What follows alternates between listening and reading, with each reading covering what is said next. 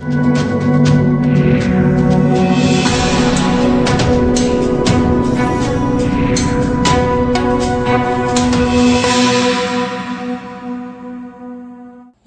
में अगले साल होने वाले विधानसभा चुनाव से पहले किसानों पर होने वाली सियासत और भी गरमाने वाली है।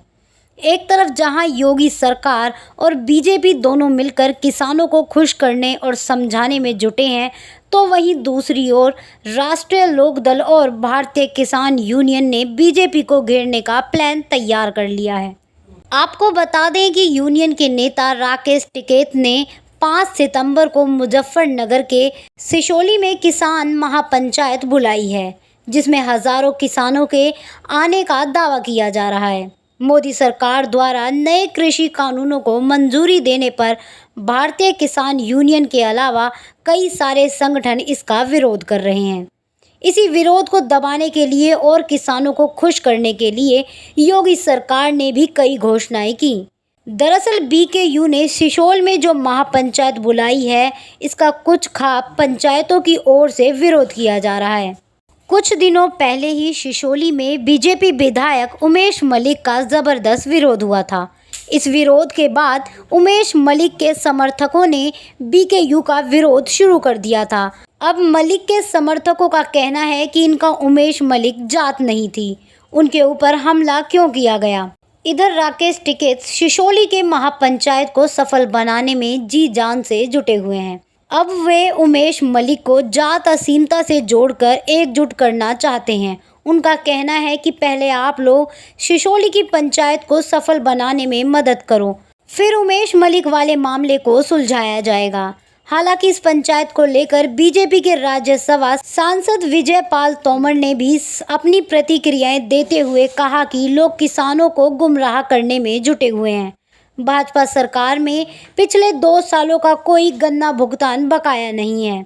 हाँ, कुछ बकाया इस साल का है, जो बचा है उसका भुगतान 2-3 महीने के भीतर दिया जाएगा। वहीं मुजफ्फरनगर के सिशोली में होने वाली महापंचायत को सफल बनाने के लिए आरएलडी और सपा लगी हुई है। सूत्रों की माने तो 5 सितंबर को होने वाली महापंचायत में आरएलडी और सपा के कार्यकर्ता भी पहुंचेंगे।